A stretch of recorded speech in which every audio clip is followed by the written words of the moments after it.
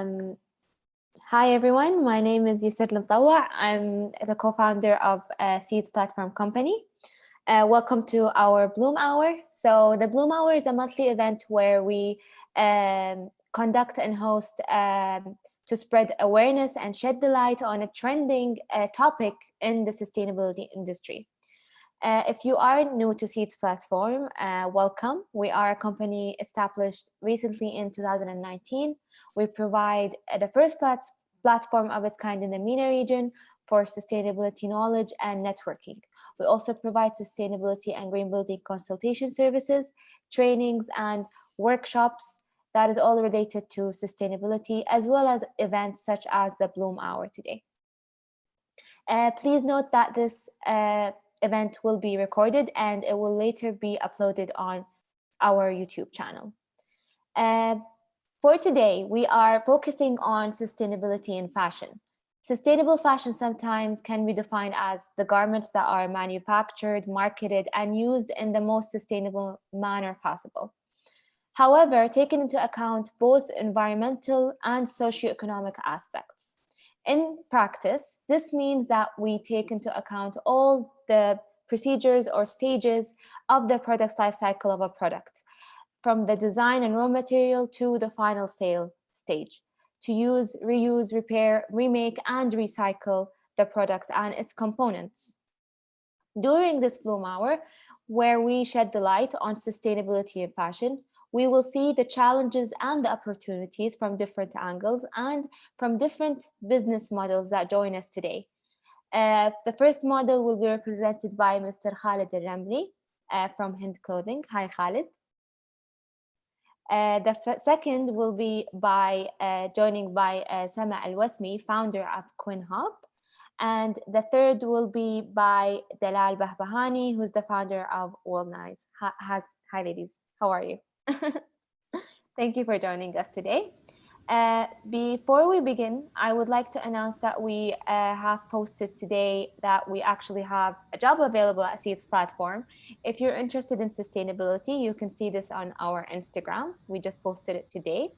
Another thing is, I would like to announce that we have an event survey, which we will put in the chat box in our in this conversation on Zoom. Feel free to answer it, because once you answer it, you will receive a discount code for World of Nas, which is exclusive for only people who answer the survey today. Last but not least, I would like to remind you all, please, to keep your mics on mute when the speakers are on. And today, our first speaker will be Khaled representing HIND Clothing. So, a short introduction about HIND. They curate clothing and accessories from around the world. They are all handmade by craftsmen and artisans to offer real clothing made by real people. Khaled Al-Ramly and Tasneem launched HIND Clothing out of love for craftsmanship, and something that we don't see a lot these days in the high streets. They try to focus on creating clothes that are handmade, versatile, and long-lasting, which is a lovely thing to see nowadays in our region. Last but not least, with over 30 years experience in the fashion industry for Tasneem and Khaled, they were tired of seeing how Kuwait's malls are just filled with fast fashion garments. So Khaled joins us today to talk about how consumers are being marketed to with false greenwashing tactics, and with the balanced mindsets we can use as shoppers to create an impact without seeing unrealistic standards and goals. Thank you, Khaled. You can join us now. Hi, everyone. Like the introduction said, I'm the managing director of HIND Clothing. I started it with my wife, Tasneem. We started about 3-4 years ago doing pop-ups. The pop-ups started because, honestly, we couldn't find what we wanted to buy. We got tired of going into the malls and looking for things and essentially not finding things that lasted. So when Seeds asked us to be a part of this, I thought it was a great opportunity, particularly to talk to you about how you can craft your own balance. When we go through these slides, there's essentially 2 sections that I'm going to be talking to you about that will help you. The first section is on greenwashing, It's really going to be important for you to be able to automatically see how brands greenwash, and there's plenty more information on there. It's very difficult to do this in 15 minutes. And the second part is about talking about realistic personal decisions, because it honestly is hard to go and say that I'm not going to do anything that impacts the environment. So realistically, it's about how can you strike a balance in your own home, in your own life, within your own decisions. Just a bit of background. I hate shopping, which I think is really funny considering I've worked with so many brands in relation to retail and FMCG, particularly malls, clothing stores, entertainment, food. I've done a lot of work. And so has Tasneem, my wife. Her background, she actually worked on factory floors. I worked on the marketing side. So we both really know what's going on here. I hate it. I hate going to the mall. I hated it for reasons that didn't apply to why I hate it now. Before, it was because, you know, all it meant was what was the brand I was looking at. I'd have to find multiple items. It would be seasonal. I just in general never liked fast fashion. I hated the quality of the workmanship. I thought it was 2-3 washes and then it either shrunk or the stitching fell out.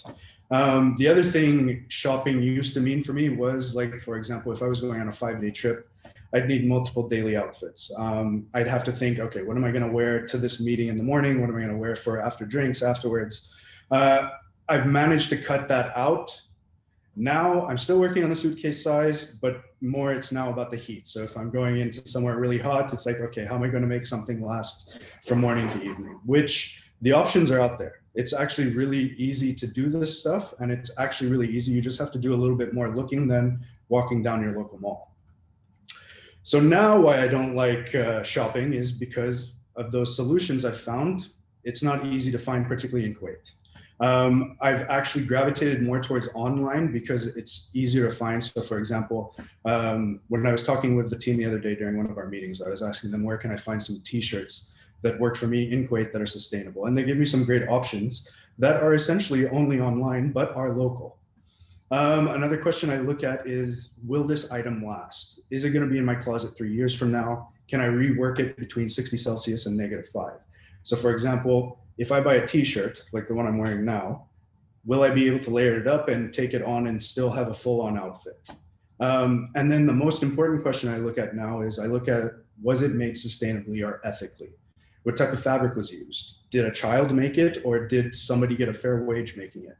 Was there a lot of waste when they made it? So for example, was it made with organic cotton? Does it use recycled materials? From the fabric swatch itself, how much was cut off and wasted and thrown away? I look at those questions, and it's actually really easy to get those answers now in this day where everything is in your phone.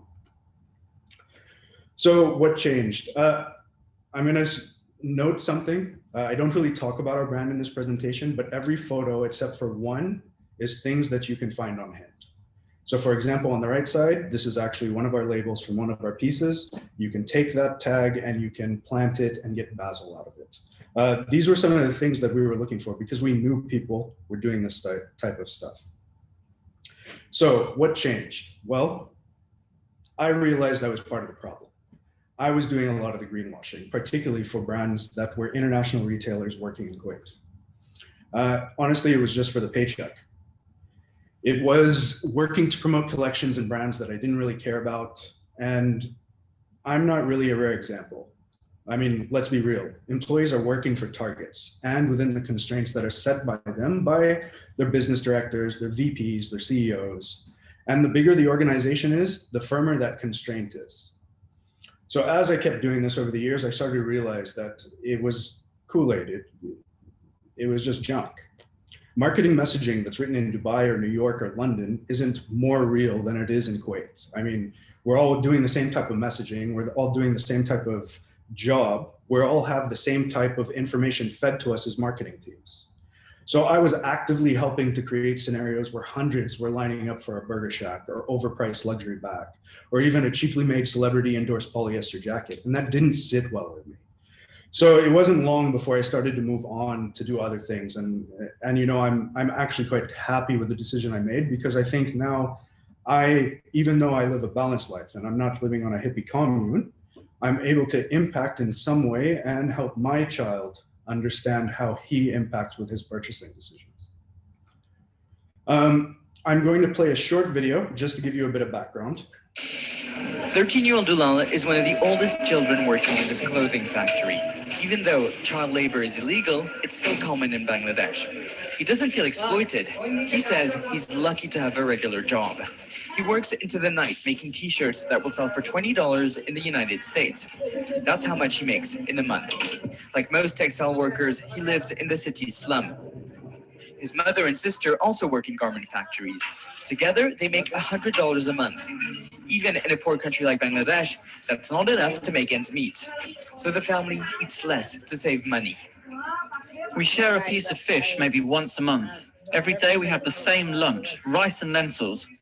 Despite the global economic crisis, H&M, Zara, and Walmart continue to make substantial profits. This video is 13-year-old Dalal. It's actually gotten worse since then. Profits rose during the COVID crisis in 2020 for all of these fast fashion brands. They had way more waste, they had way more sales, and in Bangladesh, for example, their pay actually dropped because, for example, in that beginning, Q1, when they got really worried about it, these companies actually stopped paying their manufacturers. So those children that you just saw now, who are 10 years older, but very likely probably still doing the same job, may not have eaten because of the way that this business is running.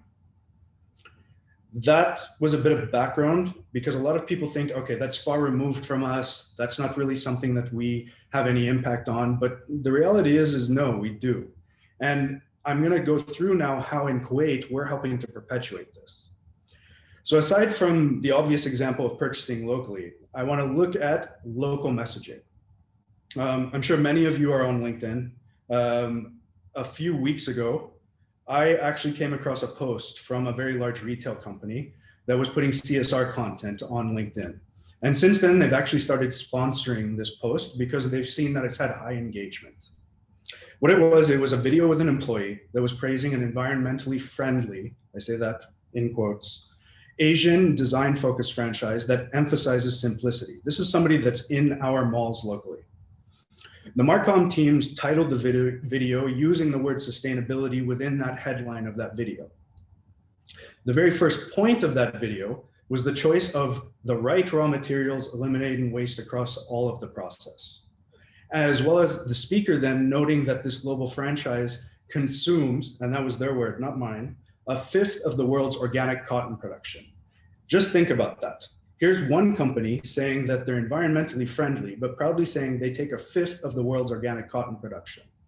All of that production, you're telling me, is not going to waste, that it's ending up in every single person's home without anything being cut off the floor and going anywhere into the trash dumps or ending up in landfills. Honestly, those were the only pros they had. Like, honestly. They cited that their cloth masks were created using leftover fabric from their other products' production. The reason I bring this up is because this is an example of local greenwashing. Realistically, this company, from a manufacturer level as well as a local level, don't really have much to do with any of that and actually have a ton of things that they're doing that are not environmentally friendly. Greenwashing itself is marketing spin. It's meant to deceive you into thinking that their aims, their values, their products, their policies are environmentally friendly. But realistically, this company is manufacturing, I'm talking about the global franchise, is manufacturing and offsetting their carbon footprint or investing. The question is that local company manufacturing? One, no, they're not. Two, are they offsetting their carbon footprint locally or investing locally to counter their impact, for example, from all of the logistics, such as importing it from outside, or the distribution locally, or the warehousing? The real answer is that they're just bringing these in from outside, selling and distributing. None of that is offset by the manufacturer who's doing those claims that then trickle down to the local Marcoms team. And they're actually increasing pollution at every stage of the process. So for example, what happens to all that print material in their billboards, newspaper ads, their store windows, their filings, their receipts? None of that's accounted for in this video that they're sponsoring. When we look at the manufacturer level, because that's where the Marcoms team got this information put, it's not real either. How much of their product range, when you know what brand this is actually plastic or made through destructive methods? This is something I brought up about that manufacturer, that franchisee, that large conglomerate that's global. This is taken from the CSR and ECG metrics. These are a section of csrhub.com. This is using 16 sources on this company, and it's comparing them with over 19,000 companies.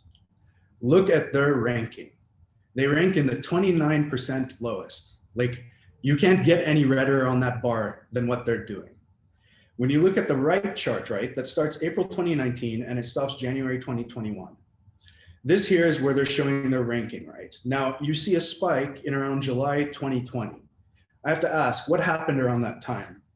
That's when companies stopped manufacturing and they stopped distributing because they were worried about COVID. So even that little spike, which went up to 50, starts trending downwards, because when you get to where it's about Feb, March on the far right, they're still back down at the 30% mark. So that shows even the claims from the international company are false.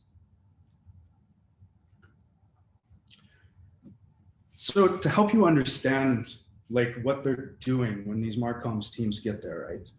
One of the things you can look for, these are typical signs and tactics that happen, right? Because a press release, whether it's written in an agency here in Kuwait, or it's being written by the local marketing team, or it's been sent to the local team for distribution from their agency in Dubai or the host brand in New York, they tend to have the same signs or tactics. First, they're not really fully disclosing their sourcing and their manufacturers. What that means is they're not saying where are they building this, who's making it for them. Like, they'll just come out with claims that say this is sustainable, but then they'll go on to a next sentence saying it's beautiful, it's run by this and that, but they've not expounded upon the fact of saying that it's sustainable. That means they're hiding something, and that's the weak transparency. They don't want to get into it, because when you really start to dig into it, that's when you realize their claims are dubious. They like to use a lot of green buzzwords. You'll see them say sustainable, eco-friendly, environment. They love the color green when they're doing this type of marketing, because that's what they want you to think. They want you to buy it because they think that's going to get you to make that conversion. And it's quite possible that realistically they might take a loss on that one item or two items that they've actually got that they're claiming are green, with the hope that your overall invoice order has 10 items on it that have much higher margins for them. They like to do things that are green through association. So on the right, you'll see here, I've got a quote from an online blog called ecostylist.com. And this person actually went to dig into H&M's collection collaboration with Billie Eilish. And the way they went through this, it's particularly detailed. You can Google exactly that and it'll come up for you. What they did was they showed how on the press release that, see that first sentence, it's all made from sustainable materials. Sorry, this was something I took from their Teen Vogue PR coverage that came from the press release. So Teen Vogue said it's all made from sustainable materials. But in reality, only 2 of the 16 items were part of H&M's conscious collection. How much of those 2 items were actually conscious, that in itself is something that you can look at. But the other 14 items that were in that collection were just pure fast fashion with planned obsolescence and but made by non-transparent means. So what they did was they said, hey, let's sync up with Billie Eilish. We'll get customers to our store or to our online website. We'll show them that this collection is eco-friendly. We'll tell them this one is there. Maybe they'll actually take a loss on that one item with expectation that you'll buy 4 or 5 other items from that collection where their margins are astronomical. So they take that hit. And that leads into my next point, minimal application to market the whole. That's what that is. If they're doing it very little, say for example, a t-shirt, right?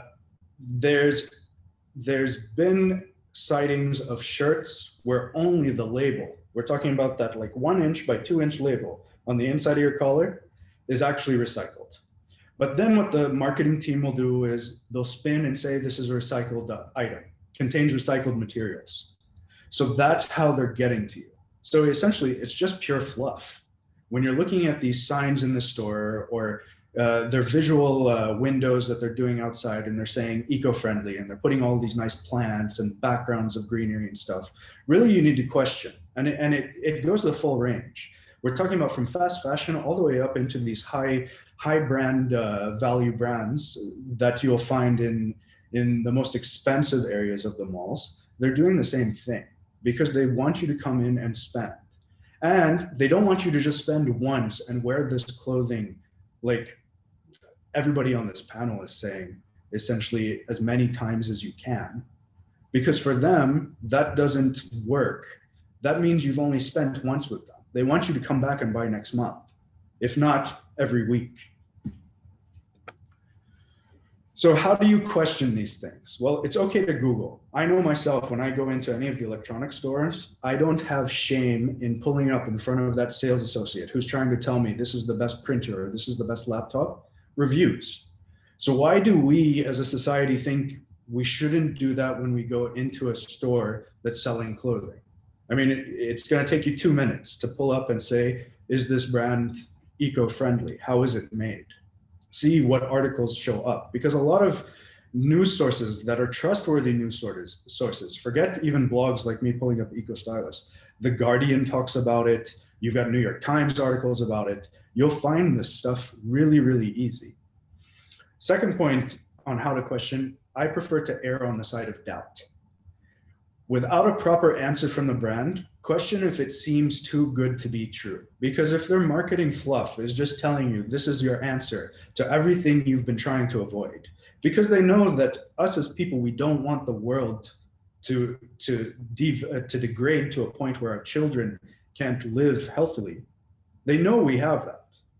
It's that it's very difficult for us. So they don't want us to look into it. So it's better to err on the side of doubt.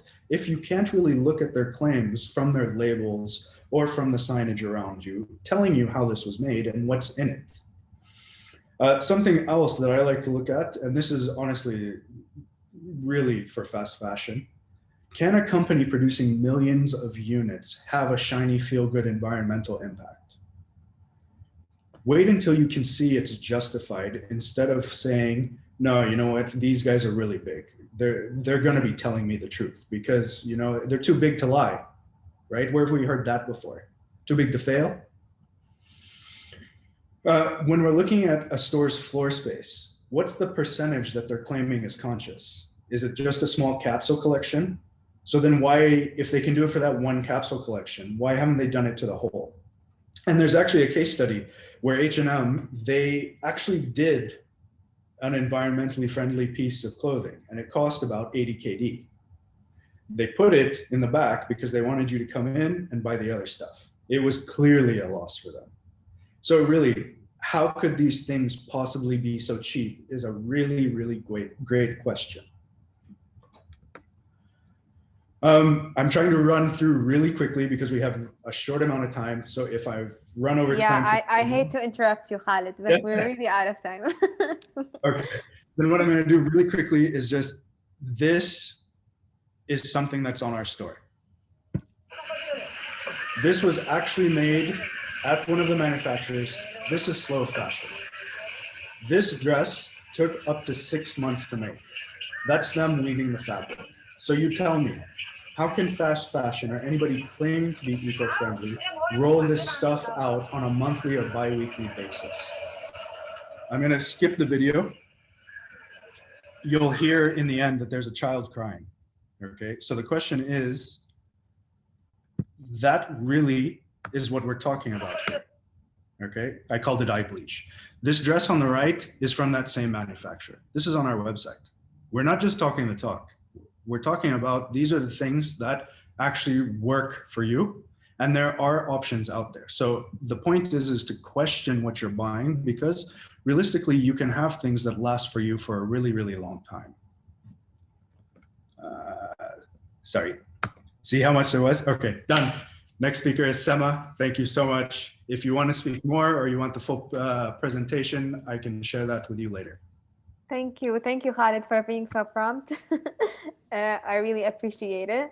Sema, you're up next. I just want to give a very short introduction to you. And please, if you have any question for Khaled, just put it in the notes or, sorry, the chat.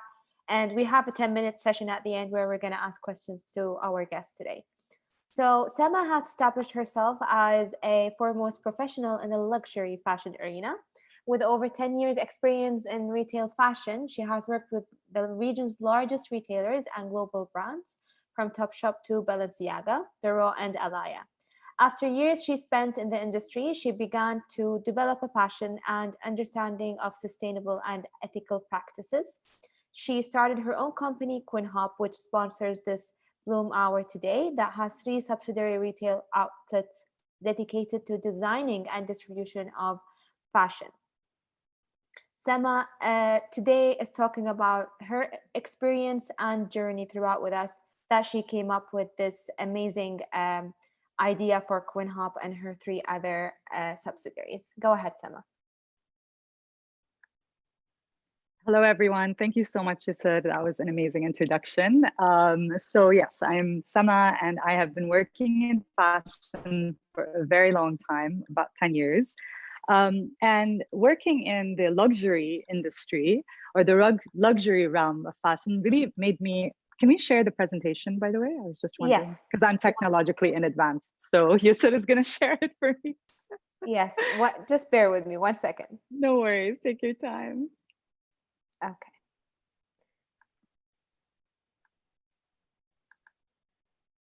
Can you see it? Go. Yeah, I can see it. Thank you. Perfect. You're welcome. All right. So if we go into the next slide, one of the things that I really asked myself a lot while I was working in fashion, and especially in buying, is what does luxury mean nowadays? And for me, I noticed there was like a marked difference between entering a showroom or a designer atelier that was owned by some financial conglomerate, which, by the way, a lot of the designers that we buy into, a lot of the big names that we all purchase, are really owned by these huge financial conglomerates that bought them way back in the 80s and the 90s. And there was a marked difference between how I felt discussing fashion in those parts of the industry and discussing fashion in retailers that were, or designers that were independently owned. And the difference really had to do with the way they talked about the garments and the way they used their time. In this side, this arena, the financial conglomerates arena, you had a lot of talk of exponential financial growth, of regurgitation of products that had worked in the past, of squashing of creativity, of really mass producing luxury items. And on this side of the arena that was independently owned and run through by creativity and really attention to garments and to design, there was a lot of talk about, time and the time it takes to make the garment, as Khaled had mentioned, the time it makes to source the right material, the time it makes to design. And when I really started to think about it, if you click next, I realized that, like, honestly, luxury is really about time. The time it takes to make things, the time it takes to source the right materials, the time it takes to create a piece that lasts in your wardrobe isn't just made to create some frenzy over some fad that is like fueled by Instagram and social media. It's really meant to serve you. And that's a really important note. And moving on to the next slide, you can see that basically the idea of clothing, and fashion is universally almost kind of naively perceived as just like for fun, right? So if you tell people you work in fashion, they just assume you work in this frivolous, superficial industry. But really, it's more than that. I mean, 4,000 years ago, we decided that clothes were not just for covering our bodies from like insects and, I don't know, cuts and scrapes and poison ivy. We decided it was something that we needed to position ourselves through societal norms and societal hierarchy. It defines who we, or used to define who we were, where we came from, our family was, what our profession was. Now it's used as an enormous form of self-expression.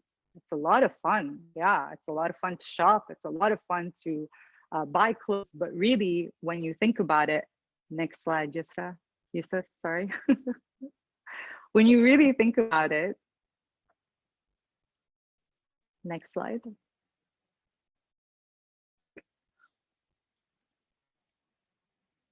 Oh, so it's not working. But when you really think about it, fashion is not really that superficial industry that people think it is. It employs 1 in 7 people worldwide. That's huge.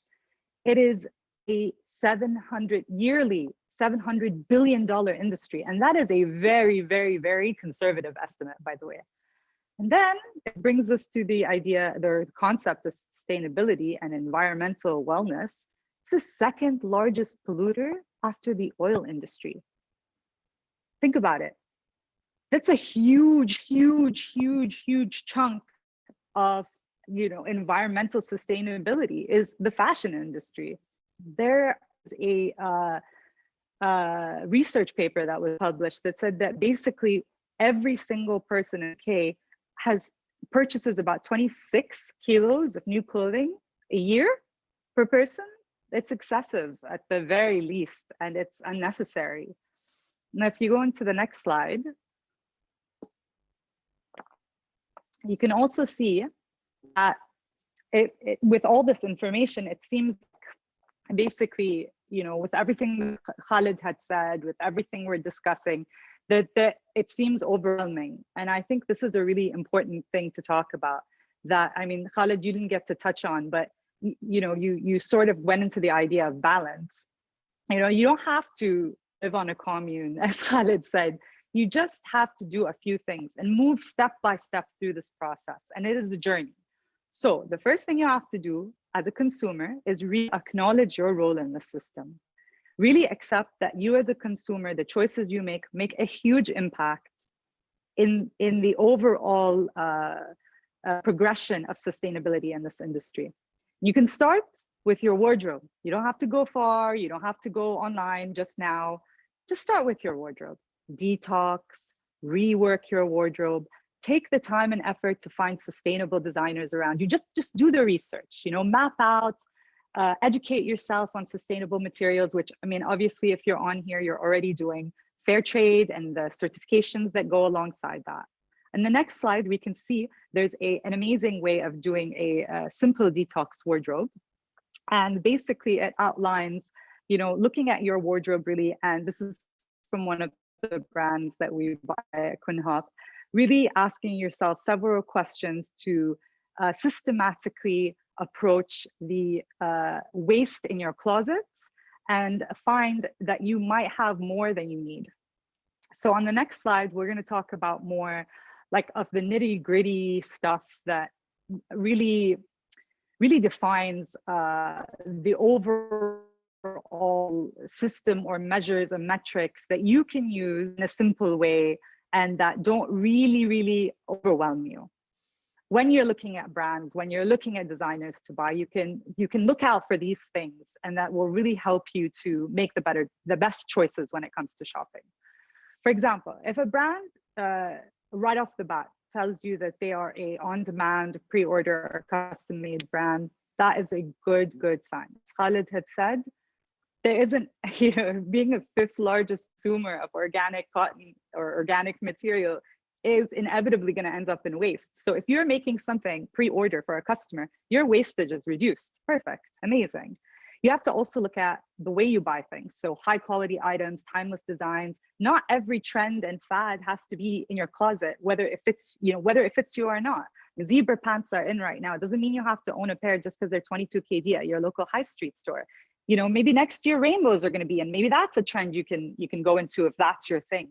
You don't have to get into every single fashion trend. Like, let go of the FOMO and really focus on your life, your needs in the realm of your closet.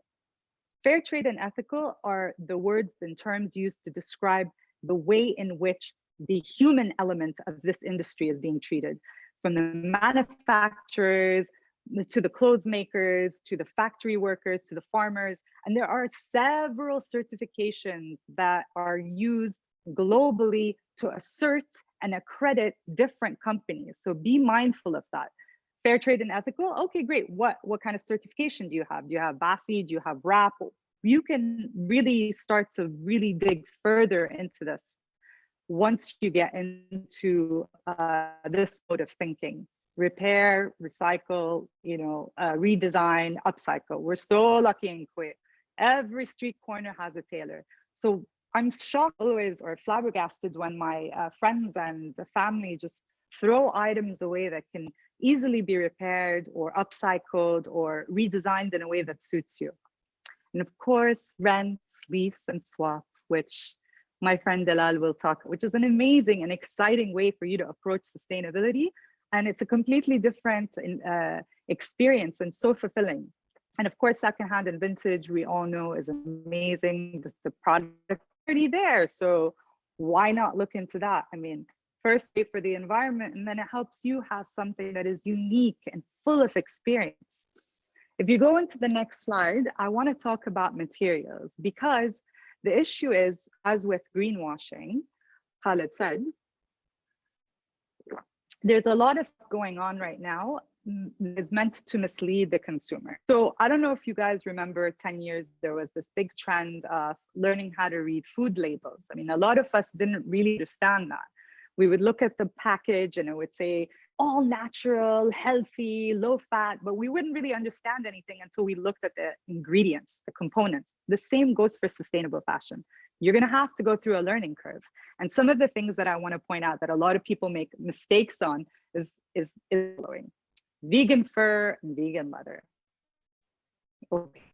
One way, great, no animals were harmed, but that doesn't give you the green card to go and buy as much vegan fur and vegan leather as you can, because vegan fur and vegan leather are really, really toxic to make. I mean, they're actually just like plastic vinyl clothing. So if you are going to partake in purchasing a vegan piece, a vegan fur, a vegan leather piece, you better make sure it stays in your closet forever, because the amount of plastic and the toxicity that is needed in order to produce these fabrics are really not worth you buying a fast fashion item and getting rid of it. Cotton is another one. I love cotton because people are like, it's natural, it's cotton, what's more natural than cotton? Yeah, natural, cotton, perfect, wonderful. But cotton is one of the biggest water consumers of all fabrics. It's also super toxic to make. I mean, the pesticides used in cotton are a lot, and they don't really, the picking of cotton doesn't lend itself organically to fair trade. It's a very rigorous task. So unless it's fair trade, organic cotton, you're kind of better off veering away from it. Recycled polyester, something great. Tencel, linen. I'm talking about the things you should be looking at. Is whether it's organic or not, uses less water, is just less, has less need for pesticides. So it's, whether it's organic or not, it's better for the environment. Tencel is amazing, recycled polyester, hemp. There are all these different options that you can look at purchasing when you're looking at labels, and you can learn a lot more. I just wanted to touch on a few. And if you go into the next slide, you said, I'd like to talk about, so you've looked at all the sort of things that you can do to make better choices, right? From detoxing your wardrobe, to understanding labels, to understanding the term on a broader level, a broader scale. So why should you then also look at purchasing and supporting smaller regional and global designers if they're not totally sustainable or totally eco-friendly or totally fair trade? Number one, like Khaled said as well, a smaller brand is more likely to be transparent with you. So you can make a better choice, and then you can give them your feedback. Like, I would have loved to purchase this item, but unfortunately, you don't have any organic cotton available for me. Local brands in this market are also trying to quickly and transparently shift gears when it comes to sustainability. A brand like Ose is we had a meeting with them. They're trying to change into organic cotton, trying to source recycled polyester by 2023, because that's the direction they want to move in. Not because they want to sell more suits, but that's what resonates with them. A brand that we work with is called Selkie, and they have made a transparent mandate that by 2024 that they're going to be using only recycled polyester. And currently 40 to 50% of their products are made from recycled material. They also are holders of the BASI accreditation, as well as gold accreditation from RAP, which pertains to a fair trade accreditation, looking at employee and basically fair trade metrics. And so you can really feel comfortable and safe knowing that the people working in their factories and manufacturers are kept in a very, very healthy, safe environment. Next slide. So it leads me back to Quinn Hop, which I didn't really want to get into a lot, but this whole thing about luxury and time really is the essence of why I decided to start this company, and why I decided to really focus my energy and time and money on creating platforms that provided the local market with sustainable, eco, and fair trade products from one of our missions, women-only designers. And we have our own metrics, and we are very transparent about that as well. At the very end of our spectrum is a brand like Selkie that is not quite there yet, but has made a super transparent mandate in which we would like to support, because we would like them to make that move, because we believe in their creative process and what they have to offer in terms of products. Then you have our gold standard, which is our brand Culterra. Culterra is the whole gamut. They are slow fashion pre-order only. They are invested in preservation of cultural heritage. They're female owned, run by women. They only use natural dyes, and they only use recycled materials. So a dress from Culterra is made out of 36 plastic bottles and without the use of water. So that is the scope that we would like to work on.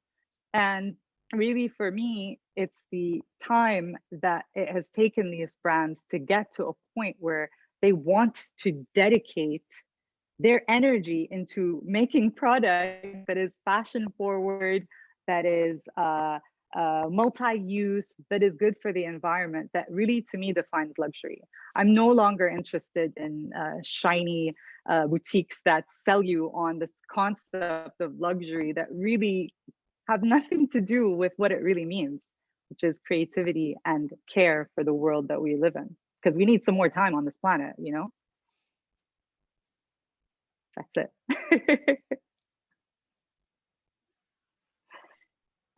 Thank you, Sama. That was amazing.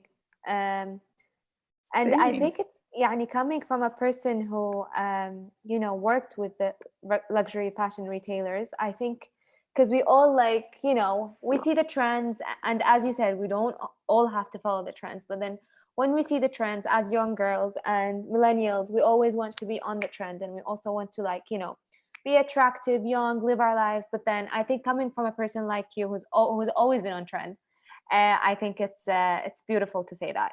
Thank you so much for your presentation. Thank you, thank you, guys. Now, thank you for clicking the button. You're very welcome. Sorry for not making it on time. I tried. Now, last but not least, we have Dalal. Dalal is the founder of World of Naz. So as we know, fashion has always been about making a statement, and every woman wants to always make a statement with what she wears and what she puts on. And the goal of NAS was to challenge you to redefine your statement and to rethink your consumption habits. So their mission was to help you express your beautiful self with beautiful fashion and luxury fashion, and be part of a new and sustainable fashion movement. Dara's career was not in technology or in fashion, but she's fully aware of how every step of her life has purposefully consumed clothing as a way to express herself. And when we were actually practicing for this Bloom Hour, I remember that Alice was saying, I'm a consumer, so I'm going to talk from a consumer's point of view to consumers. And that's what I loved about Dalal. So Dalal, if you'd like to go ahead and start your presentation. Yes, thank you so much, Yusuf. The cat is out of the hat. I'm not an industry expert. I'm not even, and by no means am I pretending to even be a sustainability expert. But as a consumer, on the one side, I fully subscribe to, ethical practices, sustainability practices. And I want to do that. On the other side, I crave novelty. I crave variety. I want to look good. And with the prevalence of social media, take that feeling of wanting to look good, multiply it by Instagram, raise it to the power of Snapchat. And as consumers, we're left with very little options and a lot of unmet demand. And this is where fast fashion is. And I think we're making a clear definition and delineation between what fast fashion is and luxury fashion is. Now, fast fashion claims to democratize luxury, right? So it knocks off designs with complete disregard for intellectual integrity. And I think both Khaled and Sama addressed the ethical part of that. And then they produce these designs at scale. Approximately 342 million barrels of oil per year is used to manufacture cheap fabrics. Polyester is in 80% of our clothes. Polyester is nothing but a chemical reaction with air, water, and oil. That's what it is. So we've heard a little bit about greenwashing from the manufacturing side, where there's a huge amount of clothes is being produced. Now, sell-through rates on average in retailers is around 40 to 60%. So that means 40% to 60% of inventory produced is not being sold. In addition to the fact, now we buy on average 68 outfits per year, half of which we wear only one time. So today's production is tomorrow is either incinerated and all of this toxic stuff is released, or it gets thrown in landfills. So not only is making them a nightmare, but getting rid of it is a nightmare. And between the supply, demand, usage, and waste is the consumer. So this is where, we're trying to think about what are the different ways that what we can do to, vote with our dollar. So even with incalculable volumes of clothing, there's actually, like I said, a lot of unmet demand. The angle we're working on with NAS, and this is something that for me is very personal, is that we, as a rental platform, we're trying to break away from that take, make, waste. You take resources from the ground, from the earth, you make cheap clothes, and then you waste them, return them back in non-biodegradable form. So that actually inspired our tagline, which is rent, wear, and repeat. So for purpose of sustainability, the major angle that we're trying to solve for is the circulation of clothing. So we're changing it from a one-to-one relationship to one-to-many, and trying to break the linear path to a more circular path, basically. So we try to keep the clothes in circulation amongst a community of people, rather than wearing something once, then throwing it away, and you will only wear an outfit once or twice. We believe today that we have the tools to rebuild the fashion system to work for us. It no longer works for us. It's not sustainable. The word sustainable can mean different things to different people. Khaled touched on ethics, on integrity. Sama touched a lot upon manufacturing, also the ethical part and different angles in sustainability. Let me show you something that is actually part of this is our business model. If we could summarize it in one slide, this is it. Let me show it to you. So as we talk about, is it shared? Sorry. Yes. We can see it, but can you just maximize it, like the size? Yeah, 1 second. I want to share this. Okay. So let me talk to you about it. For some reason, I cannot, although we tried it. Yeah. لحظة. Just give me a second. Okay. You know what? I will talk about it instead of getting stuck here. So basically, as a consumer, I looked at several attributes of what's important for me when I shop. Fast fashion caters for, low price. It gives me novelty. It gives me variety, but it doesn't give me any. It's not sustainable. It's not great for self-expression, and it's not good for the environment. And by sustainable here, I meant it doesn't last in my closet. On the other hand, luxury gives me sustainability. It gives me that, special feeling, that thing, that makes me want to wear my clothes and go to that outing. But it's very accessible, very, very expensive and inaccessible. So we really think that renting your clothes and renting luxury fashion, and here, when we say luxury, the sustainability part is implicit.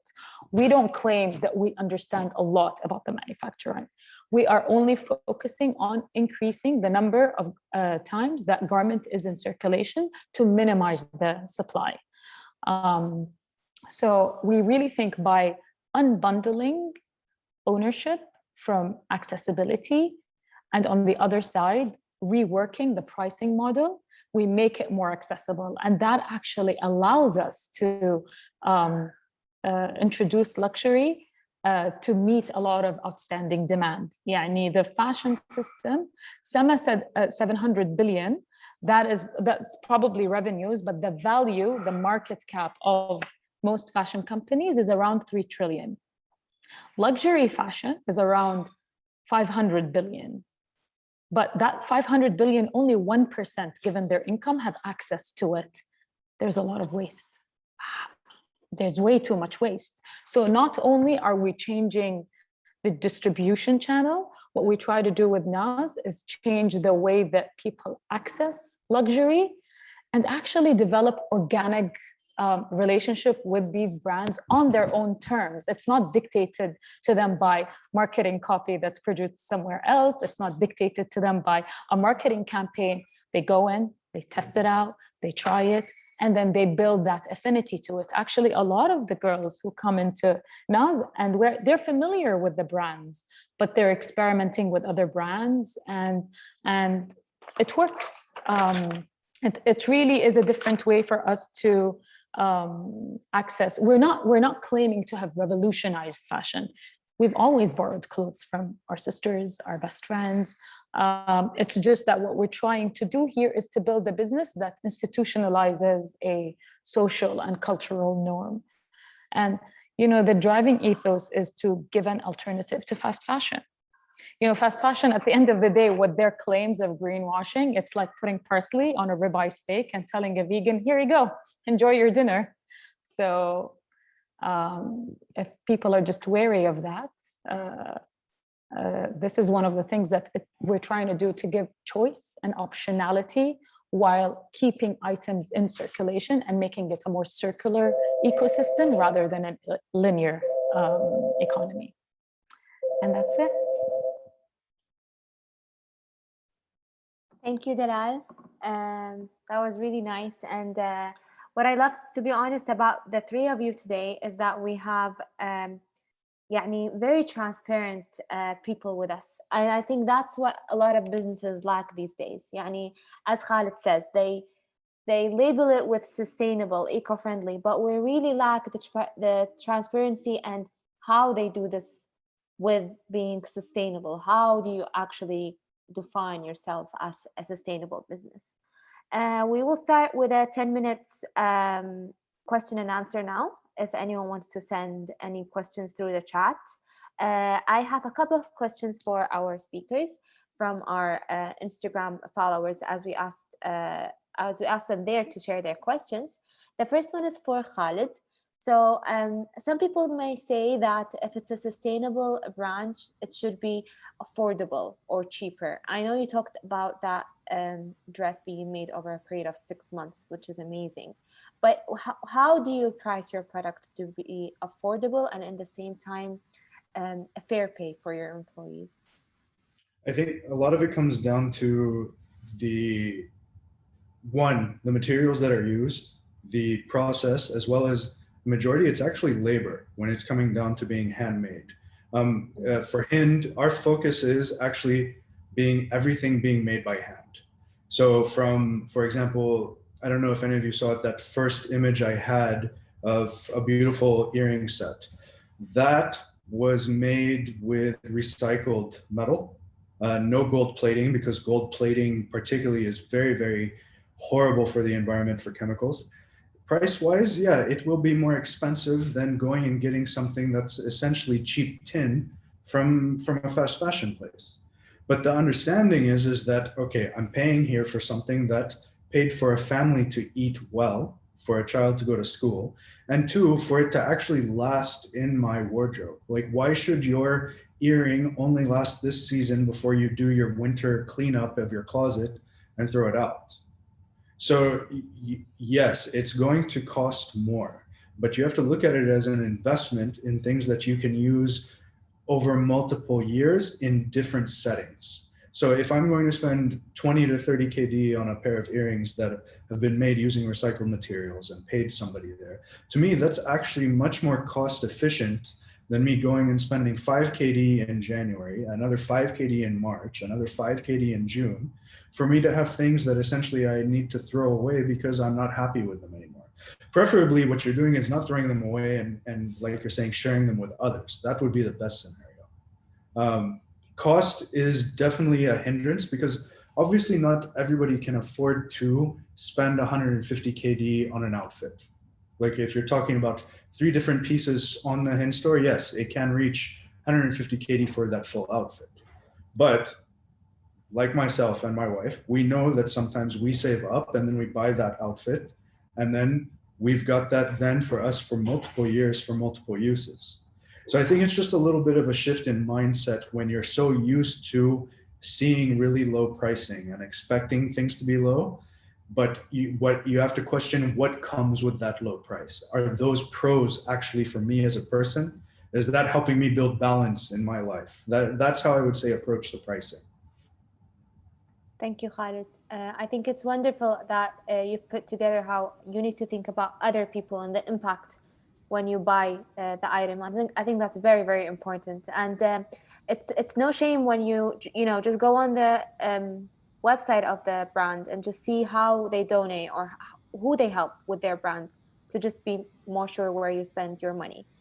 The second question is for Sema. How do you consider a brand to be sustainable? What's the standards or the criteria that you run through before you consider that brand to go on Quinn Hop? Hi, I think I answered that in the presentation. I think I saw a question regarding someone had asked what they can do to make their brand more sustainable. So like what local people can do or local business owners can do to really make the correct strides in their business. Do you mind if I answer that instead? Of course, because no, I think of I course. addressed that first question. Yeah, most of it. Okay, so basically, this is a really interesting question because if you are a local designer and you're trying to become more sustainable or more mindful about managing your waste, there's so many things that you can do. And I notice a lot of pitfalls when people open up their businesses here. One of the things they do is they don't accept returns or exchanges. I mean, I wholeheartedly believe that you should definitely offer people the opportunity to exchange something they don't like. I mean, at Dear Nin, we don't only offer exchanges and refunds as per Kuwait labor law, but we offer for a year for you to be able to mend the item, for you to be able to fix it. We also offer for people to come into our studio and get the item fitted for them. So those are some things that you can do. You should also really put in time and effort into sourcing some sustainable materials, like really look into it. There's a lot of brands now that just say they're sustainable, but they're actually not using anything to do with sustainable materials. So it's really important that we, eco material. It's really important that you really take that seriously and be transparent about it. So when we started, with Dear Nin as a brand, we never, we didn't even put the moniker of sustainability on our bio because we hadn't been until this year 100% using eco fabrics. So that's something you also have to kind of look into. Now, if you're a retailer, and this is where things get really interesting, if you're a retailer, you really have to arm yourself with, so like a lot of retail brands are coming up, and it's really wonderful to see multi-brands. You really have to arm yourself with knowledge, and you really have to seek out the designers and the brands that you believe will make the strides in moving to sustainability with you or are already there. You also have to challenge them from perspectives of MOQs, and MOQs are like minimums. A lot of designers will try to get you to buy a certain quantity of clothes, and you really don't have to. You really, really have to know and arm yourself with the knowledge that what they want is the same as what you want, which is success, organic success. They want you to buy a lot so that they can make a lot, but if you don't sell that whole lot of stuff, then you're not going to buy from them again. So you have to arm yourself with this knowledge. And then smaller things you can do, like challenge them on the way they pack the items that they're shipping to you. Ask for no plastic, ask for them to be shipped in carton boxes, paper, tissue, whatever you can to really cut the waste out of that. And also in your own packaging.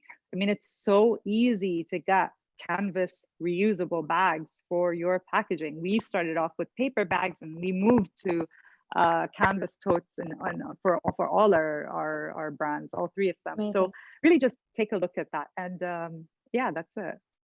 I think over just the last 2 years, a lot of things became available in Kuwait and easy to deal with than before.